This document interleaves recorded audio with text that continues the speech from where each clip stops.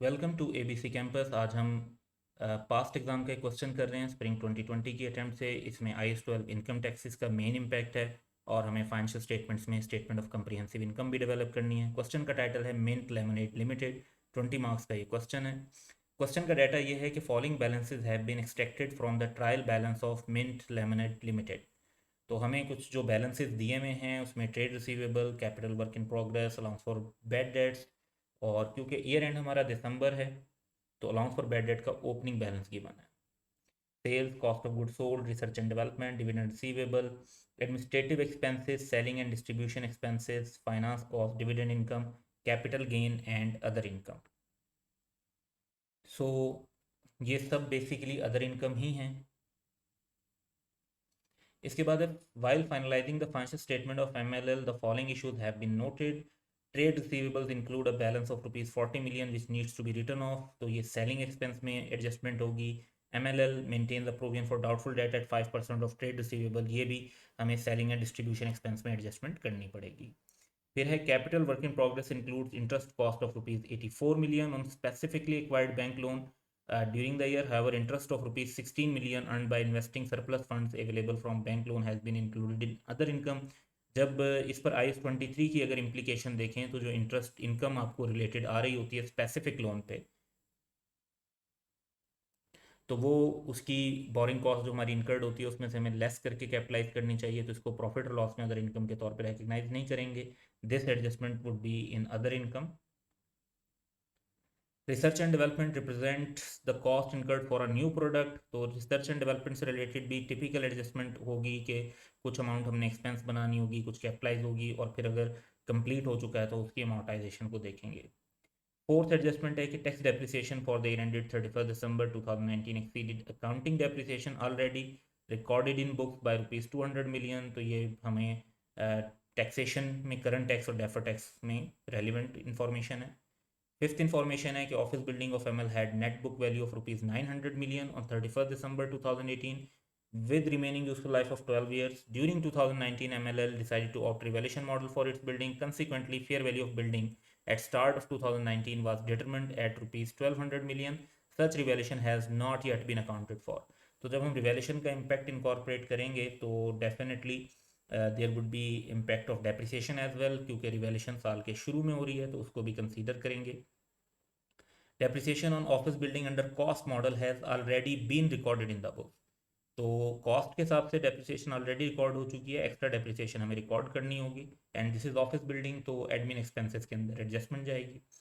Capital gain is exempt from tax, dividend was taxable on receipt basis at 15% in 2019, and however with effect from 1st January 2020 dividend received would be taxable at 20%।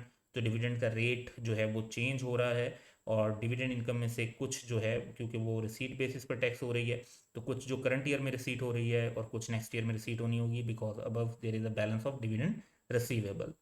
Applicable tax rate 32% है except stated otherwise, तो otherwise तो ये ऊपर की information ही है जिसमें capital gain पे 0% है और डिविडेंड वगैरह पर 15 और 20% है, तो बाकी सब आइटम्स के लिए 32% रेलिवेंट होगा। क्वेश्चन की दो रिक्वायरमेंट हैं। पहली रिक्वायरमेंट ये है कि prepare MLL statement of profit और loss and other comprehensive income for the year ended 31 December 2019 which is called statement of comprehensive income, and prepare note on taxation for inclusion in MLL's financial statement for the year ended 31 December 2019 including a reconciliation to explain the relationship between tax expense and accounting profit। तो हम इसको step wise लेकर चलेंगे और पहले part A solve करेंगे। Part A में tax की एक फिगर रह जाएगी, तो फिर हम पार्ट बी की तरफ चलेंगे और फिर पार्ट बी सॉल्व करके वो टैक्स की फिगर पार्ट ए में एंड में इंकॉर्पोरेट कर देंगे। So let's go toward the solution.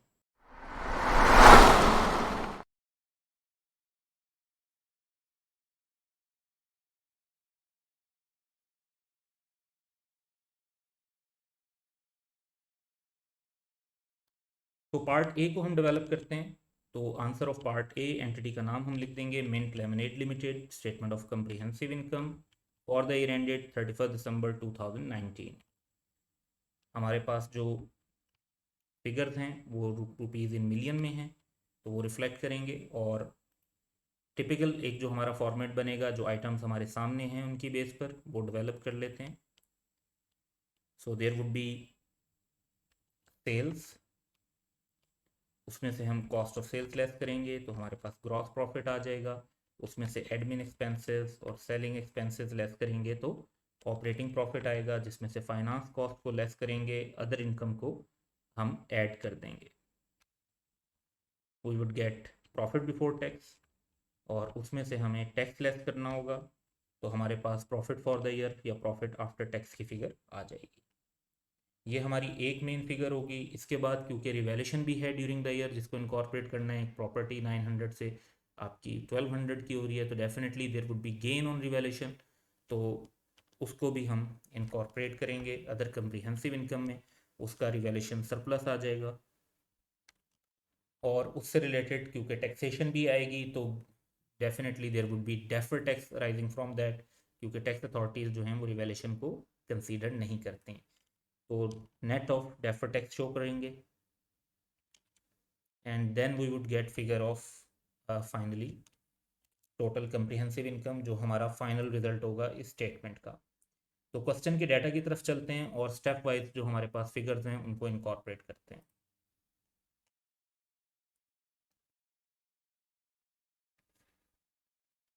तो सबसे पहले trade receivable, capital work in progress और अलाउंस फॉर बैड डेट्स है। ये प्रॉफिट और लॉस से रेलिवेंट फिगर्स डायरेक्टली नहीं है, इनके जहाँ यूजेज होगी एडजस्टमेंट में इनको इनकॉर्पोरेट कर लेंगे। तो सबसे पहली हमारे पास फिगर जो है वो सेल्स और कॉस्ट ऑफ सेल्स की है, और जो हमने अभी रीडिंग की है क्वेश्चन में उससे हमें पता चलता है कि सेल्स और कॉस्ट ऑफ सेल्स में कोई एडजस्टमेंट नहीं है, तो इनकी बेस पर हम ग्रॉस प्रॉफिट तो स्ट्रेट फॉरवर्ड फाइंड आउट कर सकते हैं। सो सेल्स की फिगर 2500 मिलियन और कॉस्ट ऑफ सेल्स की 1320 मिलियन, तो हमारे पास ग्रॉस प्रॉफिट आ जाएगा 1180 मिलियन। इसके बाद हमारे पास रिसर्च एंड डेवलपमेंट की कॉस्ट है, इसकी आगे एडजस्टमेंट दी हुई है, उसके मुताबिक इसको देखेंगे। Dividend receivable is asset, administrative expense और selling and distribution expense given है, लेकिन इन दोनों के अंदर काफ़ी एडजस्टमेंट्स हैं, तो इनकी एक सेपरेट वर्किंग में इनको नोट कर लेते हैं ताकि उनमें जो भी हमें फर्दर एडिशन और एक्सक्लूजन्स करनी होंगी उसके बाद हम इन फिगर्स को प्रेजेंट कर सकें। सो हम एक वर्किंग बना लेते हैं एडमिनिस्ट्रेटिव एक्सपेंसेस की,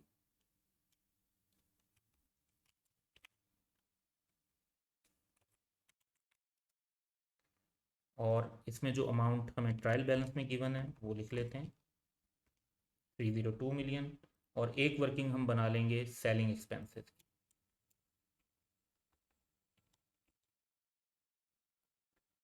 तो इसमें भी जो फिगर हमें ट्रायल बैलेंस में गिवन है अभी हम वो मेंशन कर लेते हैं। देन हमारे पास फाइनेंस कॉस्ट की फिगर है और दैट इज़ 48, इसको भी लिख लेते हैं। तो फाइनेंस कॉस्ट में ऐसा कोई एडजस्टमेंट क्वेश्चन के अंदर नहीं बताई हुई, तो इसको हम डायरेक्ट मेंशन कर लेंगे।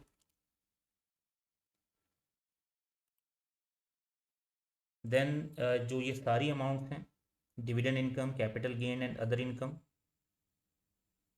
ये हमारी अदर इनकम में शामिल होनी चाहिए। इसमें एक आध एडजस्टमेंट है तो इनको सिंपली अदर इनकम के लाइन आइटम में प्रेजेंट कर लेते हैं,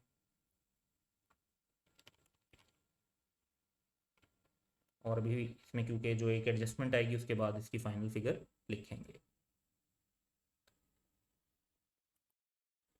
तो जो बैलेंसेस थे उनको इनकॉर्पोरेट करने के बाद क्वेश्चन की एडजस्टमेंट्स की तरफ चलते हैं।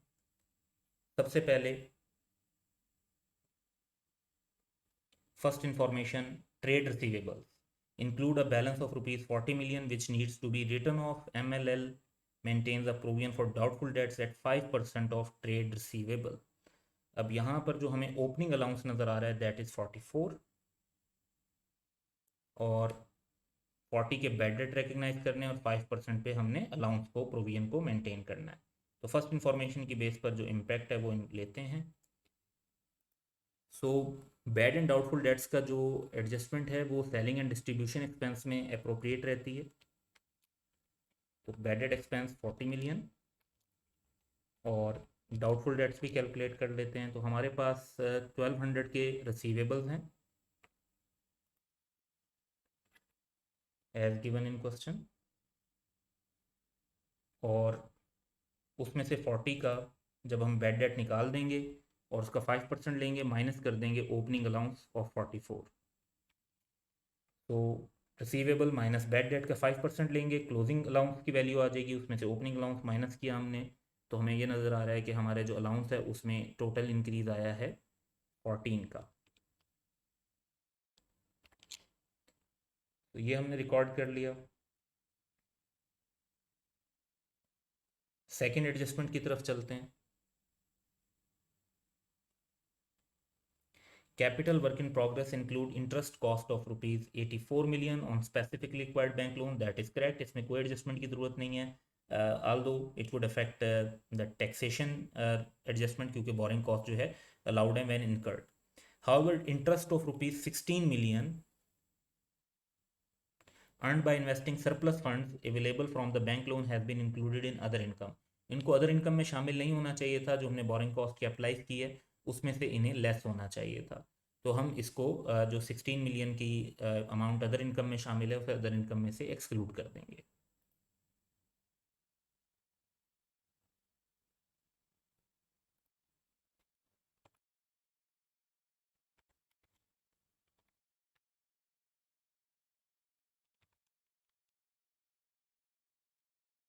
और अदर इनकम की फिर हमारे पास वैल्यू आ जाएगी, that is 100, 30 plus 50 plus 36 minus 16।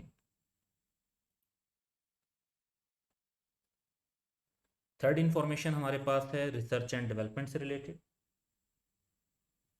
Research and development represent cost incurred for a new product started on 1st Feb 2019. The recognition criteria for capitalization of internally generated intangible asset was met on 1st May 2019.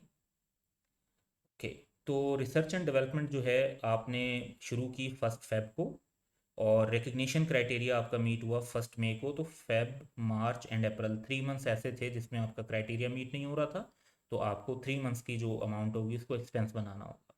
The product was launched on 31 अक्टूबर 2019। तो it shows के जो हमारा काम complete हुआ है वो October and पर हुआ है। तो Feb two October and would be basically 9 months. तो 9 में से 3 मंथ्स जो हैं वो एक्सपेंस बनेंगे और 6 मंथ कैपिटलाइज होंगे।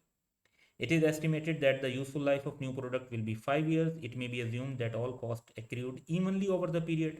यानी हम expense 3/9 करके कैलकुलेट कर सकते हैं और जो कैपिटलाइज करनी अमाउंट वो रिमेनिंग 6/9 मंथ्स की बेस पर कैलकुलेट हो सकता है।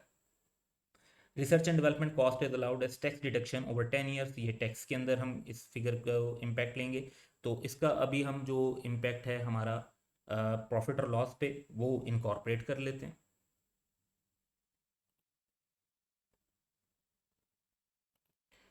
तो 3 मंथ्स का एक्सपेंस आउट ऑफ 9 मंथ्स, हमारा जो रिसर्च एंड डेवलपमेंट का टोटल एक्सपेंस देखेंगे हम, that is 180 million. So 180 million में 3 मंथ जो हैं फरवरी, मार्च एंड अप्रैल, ये हमें एक्सपेंस बनाने out of total 9 months, that would be 60 million. Then जो रिमेनिंग अमाउंट है वो कैलकुलेट कर लेते हैं। उस पर अमोर्टाइजेशन होगी नवंबर और दिसंबर की, क्योंकि अक्टूबर में हमने प्रोडक्ट को लॉन्च कर दिया है तो हमें अवेलेबल फॉर यूज़ जो एसेट है वो 2 मंथ्स रहा है ड्यूरिंग द ईयर। तो उसकी अमोर्टाइजेशन रिकॉर्ड करेंगे। तो 180 का 6/9 लेंगे, दैट वुड बी 120। 5 ईयर्स का बेनिफिट है, यूजफुल लाइफ है, 5 से डिवाइड करेंगे 1 ईयर और 2 मंथ्स की हमने अमोर्टाइजेशन लेनी है। तो 120 divide by 5 would be 24 into 2/12 would be 4। तो 4 मिलियन की हमारी अमोर्टाइजेशन ऑफ डेवलपमेंट कॉस्ट भी रिकग्नाइज हो जाएगी। सो ये इम्पैक्ट आने के बाद जो है अब हम चलते हैं और नेक्स्ट आइटम देखते हैं।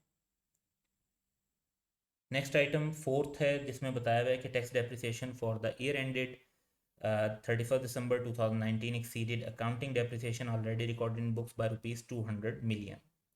तो ये हमारी करंट टैक्स और डेफर टैक्स की एडजस्टमेंट है, इसका अभी हम कोई इम्पैक्ट नहीं लेंगे, पार्ट बी का इफेक्ट करेगी। फिफ्थ है office building of ML had net book value of 900 million और लास्ट ईयर के एंड पर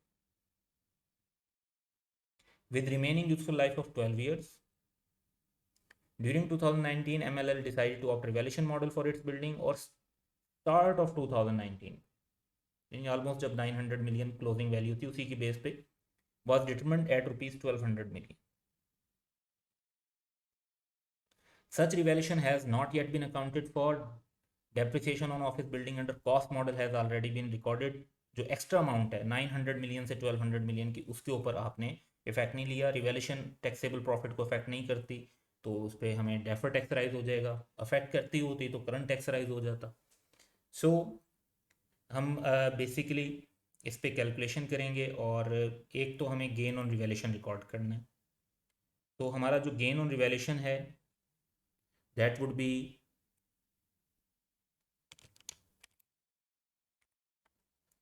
हमारे पास वैल्यू जो है वो 1200 हो गई है और पहले वैल्यू 900 थी, तो दैट मीन्स 300 मिलियन का हमारा ये गेन बनेगा।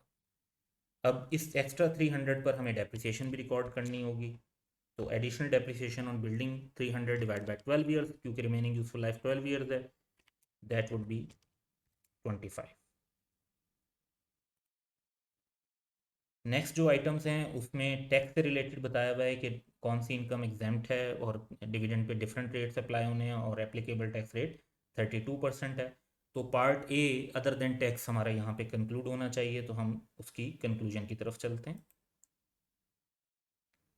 सो पहले अगर हम एडमिन एक्सपेंसेस का टोटल कर लें, दैट इज़ 391, और सेलिंग एक्सपेंसेस का टोटल कर लें, दैट इज़ 254। इनको हम रेलिवेंट पॉइंट्स पर इनकॉर्पोरेट कर देते हैं।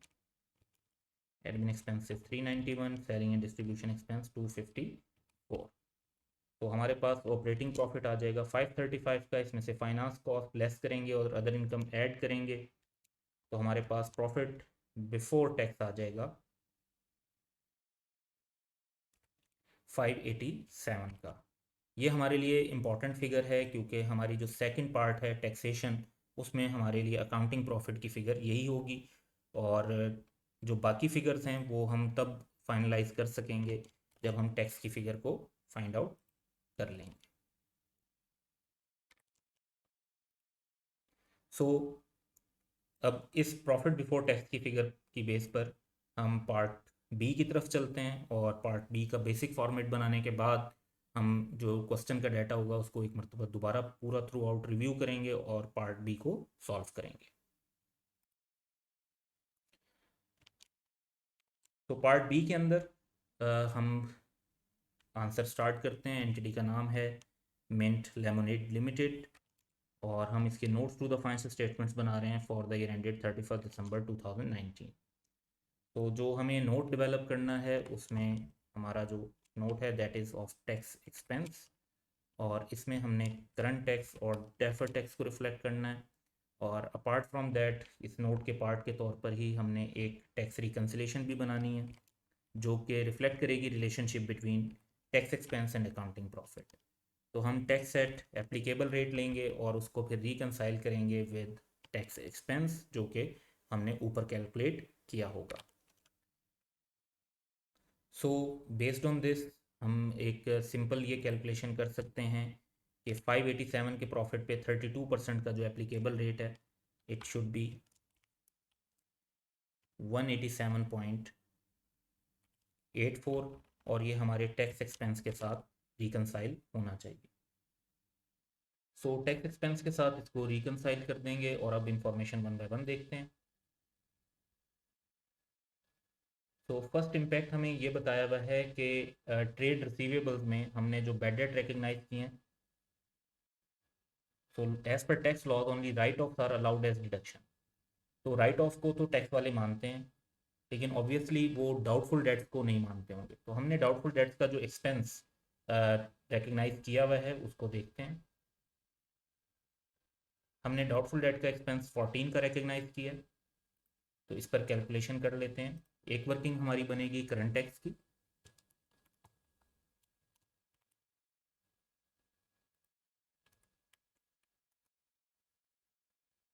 और एक वर्किंग हम बना लेते हैं डेफर टैक्स की।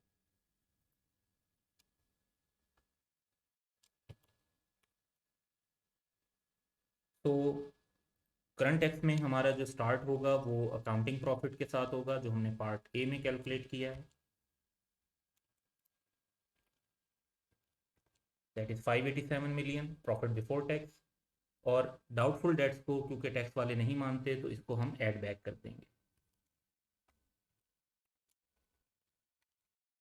दूसरी तरफ ये कि फ्यूचर में तो हम ये एक्सपेक्ट कर रहे हैं कि ये लॉस होगा, तो इसकी वजह से हमें फ्यूचर में जाकर डिडक्शन मिलेगी, और एक इस डिडक्टेबल टेम्परेरी डिफरेंस पर हमें डेफर टैक्स जो है क्रेडिट मिलेगा, यानी income. That would be at 32%, 4.48।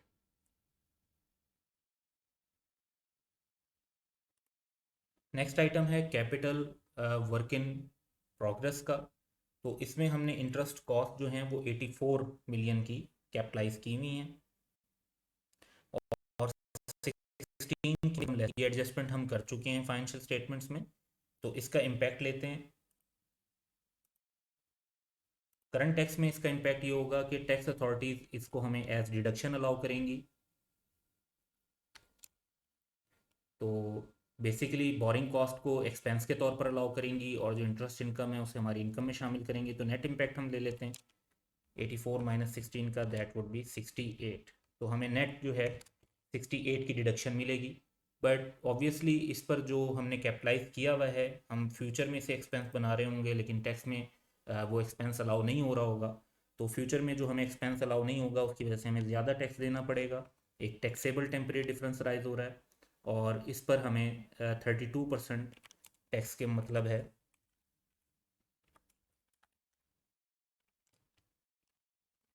कि 21.76 का डेफर टैक्स एक्सपेंस हमारा बनेगा, future tax expense. Research and development पे इन्होंने ये बताया कि जी रिसर्च एंड डेवलपमेंट कॉस्ट को टैक्स वाले ओवर 10 ईयर्स अलाउ करेंगे। हमने इस तरीके से इसकी ट्रीटमेंट नहीं की हुई।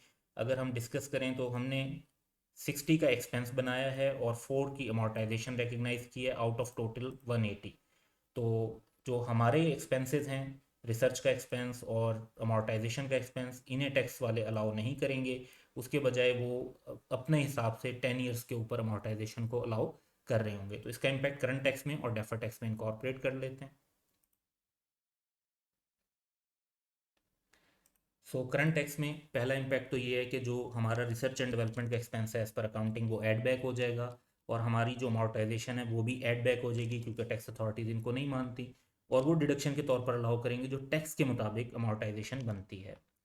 तो दैट बेसिकली मीन्स कि वो 180 को ओवर 10 ईयर्स जब अलाउ करेंगे तो दैट वुड बी जस्ट 18। तो हमने जो एक्सपेंस बनाया हुआ है दैट इज़ 60 and 4। अब अगर इसका आप नेट इम्पैक्ट देखते हैं तो दैट इज़ 46। तो हमने जो 46 से ज़्यादा एक्सपेंस चार्ज कर दिया है, और टैक्स अथॉरिटीज़ ने हमें कम एक्सपेंस अलाउ किया है, विच मीन्स कि टैक्स अथॉरिटीज़ हमें फ्यूचर में ज़्यादा एक्सपेंस अलाउ करेंगी और हमें फ्यूचर में डिडक्शन देंगी, और हमारे लिए एक डेफर टैक्स एसेट और डेफर टैक्स इनकम अराइज होगी। और 14.72 मिलियन। फोर्थ आइटम है tax depreciation for the year ended 31st December 2019 exceeded accounting depreciation already recorded in books by rupees 200 million। तो 200 मिलियन से जो हमारी ज़्यादा डेप्रिसिएशन है उसको जो टैक्स डेप्रिसिएशन ज़्यादा है, तो टैक्स अथॉरिटीज़ जो हैं वो हमें ये डिडक्शन देंगी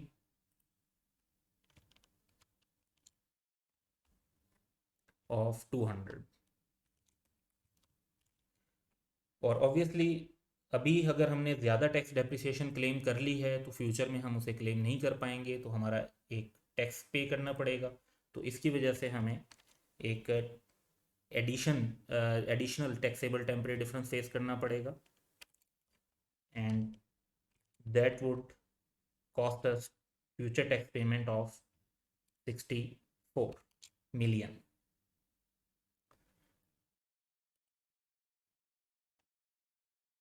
इसके बाद ऑफिस बिल्डिंग की बात है तो उसमें दो चीज़ें हैं। एक तो हमने 900 से 1200 पे जो रिवैल्यूएशन की है, इसका गेन हमने अदर कंप्रिहेंसिव इनकम में रिकॉर्ड किया है, तो ये हमारे प्रॉफिट और लॉस को अफेक्ट नहीं करेगा। तो पार्ट ए के अंदर हम इसको रिलेटेड डेफर टैक्स इसका रिकग्नाइज कर देंगे 32% के हिसाब से 96 बनेगा, और नेट वैल्यू इसकी 204 आ जाएगी। तो जो भी हमारा प्रॉफिट कैलकुलेट होगा उसमें हम ये 204 ऐड करेंगे, तो हमारे पास टोटल कंप्रिहेंसिव इनकम आ जाएगी। तो अदर कंप्रिहेंसिव इनकम का पोर्शन हमारा कंप्लीट हो जाता है। सेकंड इशू ये है कि इसकी जो एडिशनल डेप्रिसिएशन है वो ऑब्वियसली टैक्स अथॉरिटीज़ अलाउ जो है हमें नहीं कर रही होंगी। तो जो अकाउंटिंग डेप्रिसिएशन इस रिवैल्यूड आइटम पर है वो हमने पार्ट ए में कैलकुलेट की हुई है, हमने रिकॉर्ड की है, दैट इज़ 25। तो ये टैक्स में जो है वो डिसअलाउ हो जाएगी, इसे ऐड बैक करेंगे और इसका इम्पैक्ट लेंगे। तो इस पर जाहिर बात है करंट टैक्स और डेफर टैक्स के अंदर एडजस्टमेंट आनी है।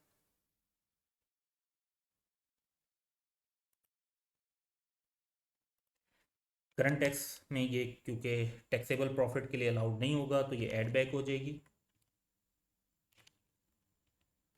25 की अमाउंट। और ये 25 की अमाउंट अभी टैक्स वालों ने डिसअलाउ किया है, बट फ्यूचर में तो हमें ये जो है डिडक्शन मिल जानी है। तो फॉर दैट रीज़न हमारा डिडक्टेबल टेम्परेरी डिफरेंस राइज होगा 8 मिलियन का।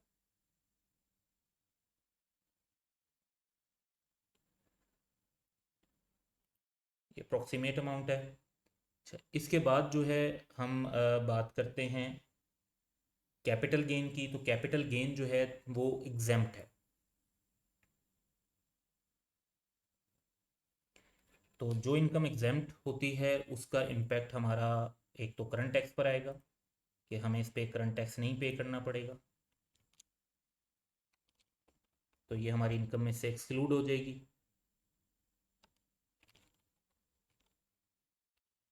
50 की। अब इसका डेफर टैक्स पे इम्पैक्ट नहीं है क्योंकि जो इनकम एग्जेम्प्ट है वो तो फिर पक्की एग्जेम्प्ट है, वो कभी भी जो है टैक्स में फ्यूचर में भी इंक्लूड नहीं हो रही होगी।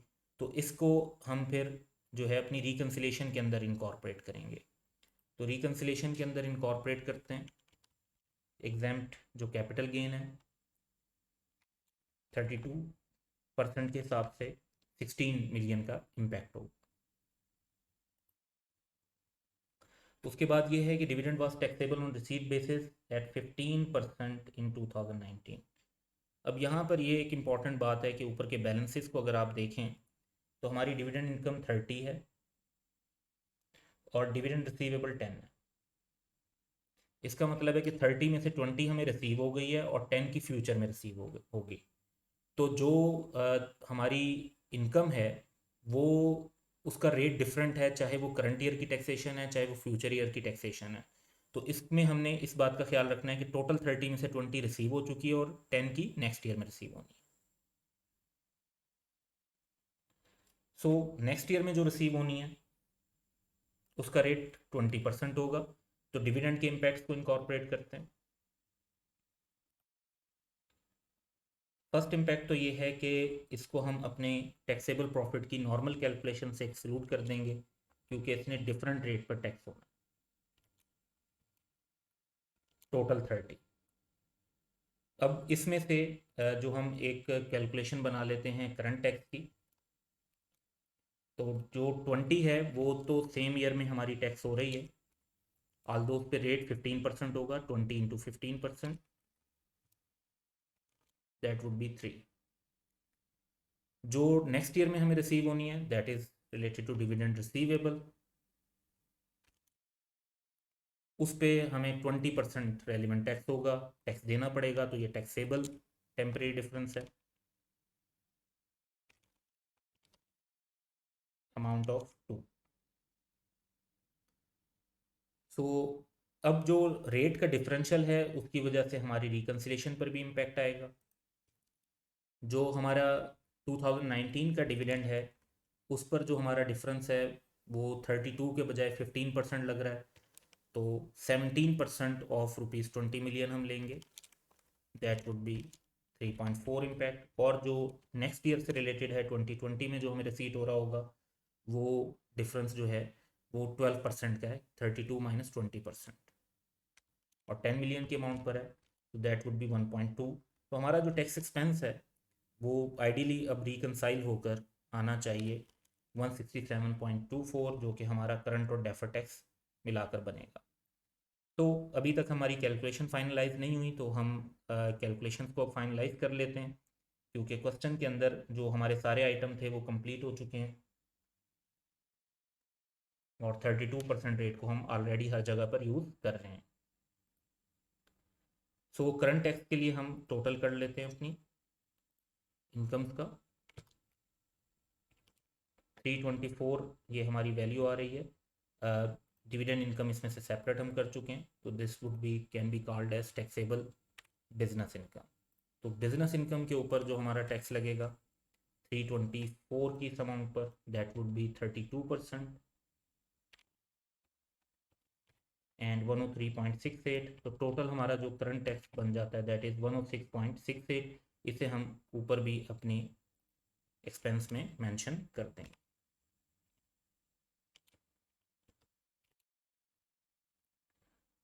और डेफर टैक्स भी अब हमारा कैलकुलेट हो जाएगा 60.56, इसको भी हम ऊपर मेंशन कर देते हैं।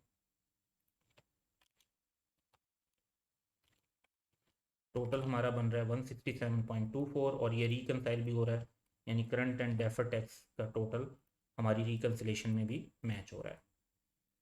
तो पार्ट बी भी हमारा कंप्लीट हो गया और अब सिंपली हमारे पास जो प्रॉफिट और लॉस से रिलेटेड टैक्सेशन है वो भी टोटल है हमारे पास 167.24। इसे पार्ट ए में इंकॉर्पोरेट कर लेते हैं।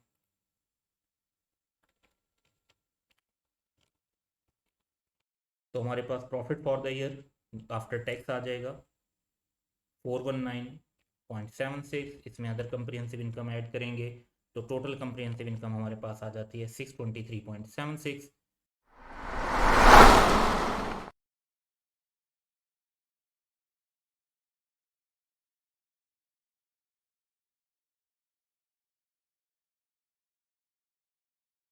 Welcome to ABC campus. आज हम प्रेजेंटेशन ऑफ फाइनेंशियल स्टेटमेंट, जिसमें IS-1 और उससे रिलेटेड अदर मैटर्स भी शामिल हैं, उसके objective based question and answer 1 to 20 cover करेंगे। क्वेश्चन नंबर 1 है कि which one of the following would not necessarily lead to a liability being classified as a current liability.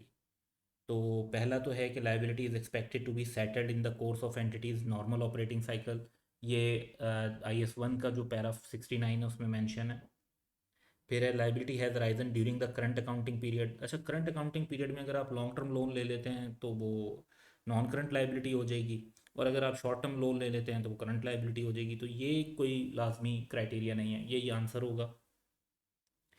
The liability is held primarily for purpose of trading. Trading के purpose के लिए भी same paragraph 69 है IS-1 का, current liability classify हो जाती है।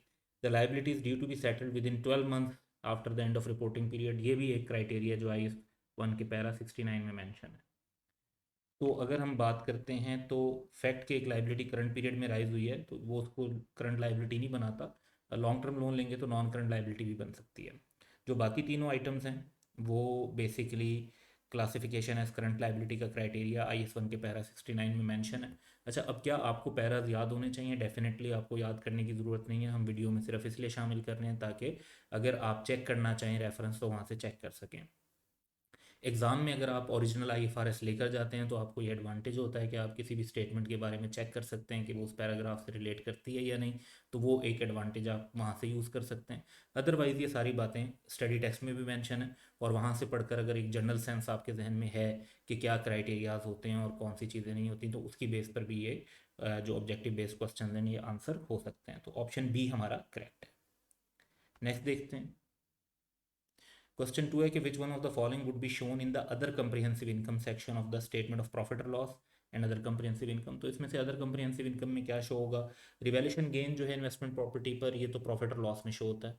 Profit on sale of investment realised होता है, प्रॉफिट और लॉस में शो होता है। गवर्नमेंट ग्रांट भी प्रॉफिट और लॉस में रिकॉर्ड होती हैं। गेन ऑन रिवैल्यूएशन हमारा आंसर होगा। तो बेस्ड ऑन दिस की रिवैल्यूएशन अदर कंप्रिहेंसिव इनकम में होगी, बाकी आइटम जो हैं वो प्रॉफिट और लॉस में रिकॉर्ड होते हैं, और इन्वेस्टमेंट प्रॉपर्टी के आइटम भी प्रॉफिट और लॉस में रिकॉर्ड होते हैं। तो option D is correct based on IS-16 treatment.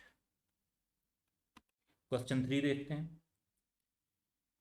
Which of the following are not items required by IS1 presentation of financial statement to be shown on the face of statement of financial position? Inventories, provision, government grant and intangible asset। इसमें से answer government grant होगा, क्योंकि IS1 का paragraph 54 है, तो उसमें बाकी item तो सेपरेटली मेंशन करने का लिखा हुआ है, उसमें गवर्नमेंट ग्रांट उस लिस्ट में शामिल नहीं है, तो यही हमारा आंसर होगा। क्वेश्चन 4 देखते हैं। How does IS1 define the operating cycle of an entity? तो ये डिफाइन किया गया है that time between acquisition of asset for processing and receipt of cash from customer is operating cycle और कैश साइकिल। इसे IS1 के para 68 में define किया गया है। Based on this option D would be correct. Question 5 देखते हैं। Where are equity dividends paid presented in the financial statement? तो IS1 का पैरा 107 है, उसमें है कि equity dividends are presented in the statement of changes in equity on the basis of that option A would be correct. Next question 6 देखते हैं। Inappropriate accounting policies are rectified by. तो इस पर IS1 का पैरा 18 है, which says कि an entity can not rectify inappropriate accounting policies either by disclosure of the accounting policy used और by notes और एक्सप्लेनेटरी मटेरियल। तो नन ऑफ द अबव ही करेक्ट आंसर होगा, क्योंकि अगर आपकी ये अकाउंटिंग पॉलिसी इनअप्रोप्रिएट है तो डिस्क्लोजर देने से, नोट्स में बताने से, एक्सप्लेनेशन देने से वो अप्रोप्रिएट नहीं हो जाएगी। क्वेश्चन 7 देखते हैं। Each component of financial statement shall be identified clearly. In addition, the following information shall be displayed prominently. ये क्या क्या है? Name of reporting undertaking, reporting entity का वर्ड यूज हुआ है IS में। अच्छा, नेम ऑफ चीफ अकाउंटेंट, ये बेसिकली रिक्वायर्ड नहीं है। बाकी where the financial statements cover the individual undertaking और ग्रुप, तो हम ये तो बताते हैं कि कंसोलिडेटेड है या नहीं है। SFP डेट या जो पीरियड कवर होता है ये भी बताना होता है। Presentation currency, level of rounding off, ये सब बताना होता है। तो ये सारे जो क्राइटेरिया 1 to 6 में मेंशन है, other than the criteria 2 name of chief accountant, ये IS1 के पैरा 51 में मेंशन है, तो name of chief accountant required नहीं है। सो करेक्ट आंसर जो है हमारा वो होगा ऑप्शन सी कि all of above except 2। Question 8 देखते हैं। Which of the following is appropriate statement regarding compliance with IFRS? जब आप IFRS के साथ कंप्लाई कर रहे होते हैं तो उसमें IS1 का पैरा 16 है, जो कहता है कि जो स्टेटमेंट है वो एक्सप्लिसिट एंड अनरिजर्व्ड होनी चाहिए। अब पहली स्टेटमेंट है कि these financial statements have been prepared in accordance with most of IFRS, ये अनरिजर्व्ड स्टेटमेंट नहीं है।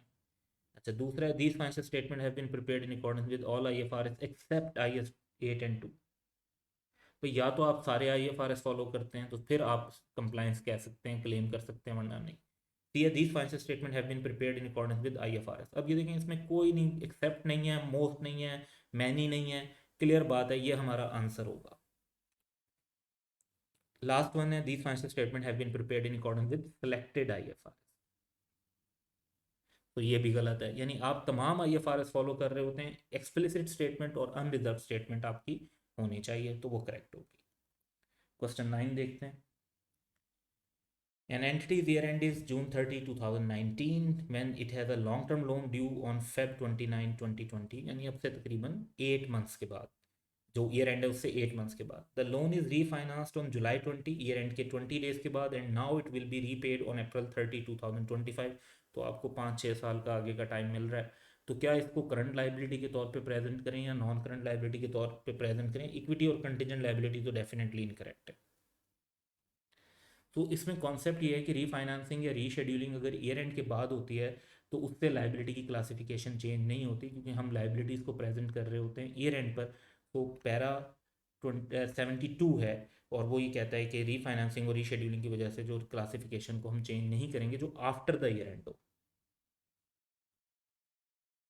सो बेस्ड ऑन दिस, क्योंकि वो ईयर एंड पर विद इन 8 मंथ्स ड्यू थी और ईयर एंड के बाद जाकर आपकी रीफाइनेंसिंग हो रही है, तो ईयर एंड पर आप उसे करंट लाइबिलिटी के तौर पर ही प्रेजेंट करेंगे। Option A would be correct. Question 10 देखते हैं। An entity year end is June 30, it breached a condition of loan and it is now payable on demand, यानी फौरन पे करना पड़ेगा, तो करंट लाइबिलिटी बनना चाहिए। However, on June 30, 2019 year end पे the lender agrees not to demand payment as a consequence of the breach prior to June 30, 2020। 12 महीने का उन्होंने टाइम दे दिया, giving at least 12 months grace to rectify the breach। तो अब जब कम से कम 12 महीने का टाइम दे दिया तो इसका मतलब है कि अब आप, और ईयर एंड पर दे दिया, ईयर एंड के बाद की बात नहीं हो रही, तो ये स्पेसिफिकली सिनेरियो डिस्कस हुआ हुआ है IS 1 के पैरा 75 में कि the loan shall be classified as non current liability जब लैंडर एग्रीमेंट अलाउ करे ग्रेस पीरियड जो एटलीस्ट 12 मंथ टाइम आपको अलाउ कर रहा हो from the date of reporting period end. तो यहाँ पर इसको इस वजह से नॉन करंट लाइबिलिटी क्लासीफाई कर सकते हैं। क्वेश्चन 11 देखते हैं। The judgement on whether additional items are presented separately is based on assessment of, तो यह IS 1 में बताई नहीं है कि क्या क्या जजमेंट होती है कि भाई एक आइटम को सेपरेट प्रेजेंट करना चाहिए या एग्रीगेट कर देना चाहिए। तो उसमें nature of liquidity of asset भी है, फंक्शन ऑफ एसेट भी है, amount nature and timing of liabilities भी है, space available in the financial statement. ये ज़रा बड़ी एब्जर्ड सी बात है भाई, अगर एक डिस्क्लोजर ज़रूरी है तो स्पेस क्रिएट की जाएगी, ये नहीं है कि उसको आप फिर डिस्क्लोजर ना दें। तो अवेलेबिलिटी ऑफ स्पेस की बेस पे डिफाइन नहीं किया जाता कि किसी चीज़ को सेपरेट डिस्क्लोज करना है या नहीं। अगर वो डिस्क्लोजर यूज़र्स की अंडरस्टैंडिंग के लिए ज़रूरी है तो स्पेस नहीं है तो क्रिएट करें, प्रेजेंटेशन इंप्रूव कर लें, 1 पेज से 2 पेज पे ले जाएं। सो जो आइटम 1 2 3 हैं ये तो पैराग्राफ 58 ऑफ IS 1 में मेंशन है।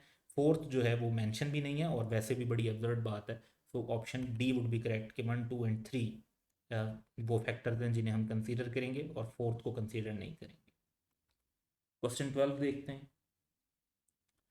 विच of the following statements are correct according to IS 1। अच्छा जी, पहली है प्रॉफिट और loss is the total of income less expenses including the components of other comprehensive income. नहीं, अदर कंप्रिहेंसिव इनकम तो outside profit और loss consider होती है, तो अदर कंप्रिहेंसिव इनकम प्रॉफिट और लॉस का हिस्सा नहीं है। पहली स्टेटमेंट तो हमारी इनकरेक्ट है। स्टेटमेंट 2 है कि an entity shell present with equal prominence all of the financial statement in a complete set of financial statement. ये बिल्कुल IS 1 की रिक्वायरमेंट है पैराग्राफ 11 में। तो option B would be correct के सेकंड स्टेटमेंट ओनली करेक्ट है।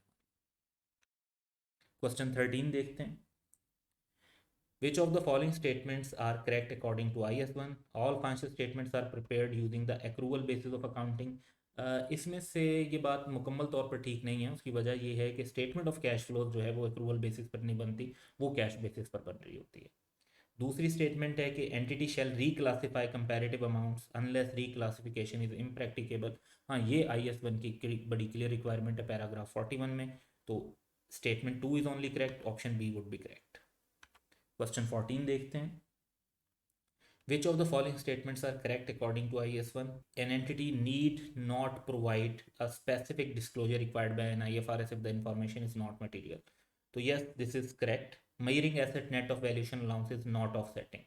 जैसे अगर आप रिसीवेबल को जो है नेट ऑफ अलाउंस शो करते हैं या नॉन करंट एसेट्स को net of accumulated depreciation show करते हैं तो वो ऑफसेटिंग नहीं कंसीडर की जाती। तो ये दोनों स्टेटमेंट्स जो हैं वो हमारी करेक्ट हैं, इसलिए ऑप्शन सी ठीक होगा। रेफरेंस की बात करें तो फर्स्ट स्टेटमेंट का रेफरेंस पैरा 31 में और सेकंड स्टेटमेंट का रेफरेंस पैरा 33 में। क्वेश्चन 15 देखते हैं।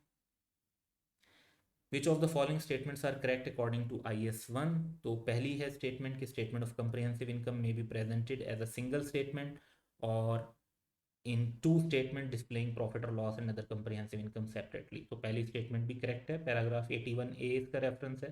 और है कि दूसरी स्टेटमेंट है कि analysis of expense in profit और लॉस में भी presented using a classification based on their nature और देयर फंक्शन। बिल्कुल दोनों ये स्टेटमेंट्स जो हैं करेक्ट हैं। तो फर्स्ट स्टेटमेंट का रेफरेंस पैरा 81A है, सेकंड का रेफरेंस पैरा 99 है। तो option C would be correct. Question 16 देखते हैं। On January 1, 2015, Yasser Limited issued debenture certificate of rupees 80 million, which are repayable at premium in 2020. Coupon rate 0% है, but effective interest rate 10% है। आई जब आपने financial instrument का topic पढ़ा होगा तो you would have an idea कि हमें इफेक्टिव इंटरेस्ट की बेस पर इंटरेस्ट कैलकुलेट करना है। सो 10% को शामिल करेंगे।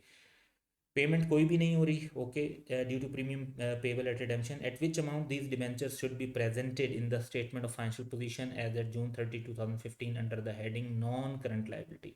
अब क्योंकि आप साथ के साथ तो कोई भी पेमेंट नहीं कर रहे, जब रिडेम्पशन होगी और वो रिडेम्पशन होगी, ये अभी 2015 है और रिडेम्पशन 2020 में होनी है, यानी जिस टाइम पर हम बात कर रहे हैं उससे 5 साल के बाद होनी है। तो इट मीन्स के जो इंटरेस्ट वाला पोर्शन भी है वो भी 5 ईयर्स के बाद ही पे हो रहा होगा, तो उसे करंट लाइबिलिटीज़ में शो नहीं करेंगे, total amount non current liabilities में शो होनी चाहिए। तो 80 मिलियन और 80 मिलियन पर जो ये 6 मंथ का आपका इंटरेस्ट बनता है जनवरी से जून का, दैट वुड बी 4 मिलियन 10% के हिसाब से। तो टोटल 84 मिलियन आप जो है वो शो करेंगे नॉन करंट लाइबिलिटीज़ में, क्योंकि अभी विद इन 12 मंथ तो आपने कोई अमाउंट ही पे नहीं करनी, इंटरेस्ट ऐड होता जाएगा 2020 में जाके आपने पे करना है, 2019 के अंदर आप फिर उसे क्लासीफाई कर लीजिएगा as a current liability. Question 17 देखते हैं। अच्छा, अब इसका सेम डाटा है लेकिन थोड़ी सी बात का फ़र्क है, और वो ये है कि जनवरी 1 2015 को Yasir limited issued debenture certificates of 80 million which are repayable at par in 2020। Coupon rate and effective rate is 10% per annum, यानी कोपन रेट और इफेक्टिव रेट दोनों 10% है। Interest is payable half yearly on July 1 and January 1 each year, यानी जैसे जैसे interest accrue होता जाता है हर 6 महीने बाद आप पे करते रहते हैं। तो eight which amount this debenture should be presented in statement of financial position on June 30 under the heading non current liabilities. तो ये सिंपली 80 मिलियन पर ही शो किए जाएंगे। जो इसमें इंटरेस्ट की अमाउंट है वो तो साथ के साथ पे हो रही है, वो सेपरेटली करंट लाइबिलिटीज़ में पे होगी। जो डिबेंचर सर्टिफिकेट हैं वो इटसेल्फ नॉन करंट लाइबिलिटी हैं, वो अभी आप 80 मिलियन पर शो करेंगे, क्योंकि जून 2015 के हिसाब से 2020 में 5 साल का डिफरेंस है। क्वेश्चन 18 देखते हैं। On 1st January 2016, Hadi Limited started research and development work for a new product. On 1st May 2016, the recognition criteria for capitalization of internally generated asset was met. 4 महीने बाद। The product was launched on 1st November 2016, यानी 1 जनवरी से 10 महीने के बाद। HL incurred rupees 20 million for commencement of research and development work till launching of the product and charged it to cost of goods sold. ये तो incorrect है। It is estimated that useful life of this new product will be 20 years. Fine. It may be assumed that all costs accrued evenly over the period. Fine. 31st December 2016 recoverable amount जो है वो 10 million है। For the year ended 31st December 16, what amount would be transferred from cost of goods sold to admin expenses? आपने तो पूरे 20 million cost of goods sold में record किए हुए हैं, तो अब हमें क्या ट्रांसफ़र करना है उसको कैलकुलेट कर लेते हैं। पहली बात तो ये कि जनवरी से 1 जनवरी से 1 मई तक, यानी जनवरी फरवरी मार्च अप्रैल 4 महीने बनते हैं, और क्योंकि ये बताया हुआ है कि कॉस्ट इवनली अकर हुई हैं, तो 20 मिलियन जो लगे हैं 10 महीने में, या जनवरी से अक्टूबर तक, वो 10 महीने, उसमें से 4 महीने तो रिसर्च फेज में जाएंगे, तो वो रिसर्च एक्सपेंस बनना चाहिए। तो 20 में से जब 8 की रिसर्च निकाल देंगे तो बाकी डेवलपमेंट बच जाएगी 12 की, उसकी अमोर्टाइजेशन होनी चाहिए, उसकी लाइफ दी हुई है 20 ईयर्स, लेकिन नवंबर और दिसंबर 2 महीने बनते हैं, तो 20 ईयर्स पर 2 मंथ्स की जो अमोर्टाइजेशन बनेगी वो बनेगी 0.1 मिलियन। अच्छा, इस सब के बाद जो हमारा डेवलपमेंट एसेट है वो बेसिकली शो हो रहा होगा, 12 मिलियन में से 0.1 की अमोर्टाइजेशन निकल जाएगी तो 11.9 मिलियन का, लेकिन उसकी रिकवरेबल अमाउंट है 10 मिलियन। तो 11.9 में से 10 मिलियन निकलेगा तो 1.9 मिलियन की इम्पेयरमेंट आ जाएगी। तो टोटल जो अमाउंट ये जानी चाहिए कॉस्ट ऑफ सेल से एडमिन एक्सपेंस में, जो यहाँ पे पूछा हुआ है, वो जानी चाहिए 10 मिलियन की। अच्छा, अब टोटल 20 था तो बाकी 10 मिलियन क्या होगा? बाकी 10 मिलियन जो है वो डेवलपमेंट कॉस्ट इंटेंजिबल एसेट के तौर पर शो हो रहा होगा। तो हमारा आंसर यहाँ पे जो ट्रांसफ़र होना है टू एडमिनिस्ट्रेटिव एक्सपेंस वो 10 मिलियन का होना है, और बाकी 10 मिलियन जो है वो डेवलपमेंट कॉस्ट की तरफ ट्रांसफ़र हो रहा हो। क्वेश्चन 19 देखते हैं। Hadi Limited sells goods with a 1 year warranty, and it is estimated that warranty expenses are 3% of annual sales. Actual payments during the year against warranty claims of the product sold during current and previous year were 2.5 million and 8 million respectively. These have been debited to administrative expense. तो गलत debit कर दिए, क्योंकि payment की basis पर तो debit नहीं होना चाहिए। तो provision for warranty balance as appearing in trial balance 10 million है। सेल्स फॉर द ईयर 201,407,000 है। What would be the impact of above on administrative expenses for the year ended 31st December 2016 if correct adjustment is made based on above information? तो देखते हैं कि जी क्या impact आना चाहिए। सबसे पहली बात तो ये है कि जो लास्ट ईयर का बैलेंस है वो 10 मिलियन है। जो during the year last year से रिलेटेड पेमेंट की है वो 8 मिलियन है। और क्योंकि वारंटी 1 ईयर की है तो बाकी जो अमाउंट है वो तो हमें पे करने की ज़रूरत नहीं है, उसको रिवर्स कर देंगे तो 2 मिलियन का रिवर्सल हो जाए। ये तो हो गई लास्ट ईयर की बात। अब करंट ईयर की बात करते हैं।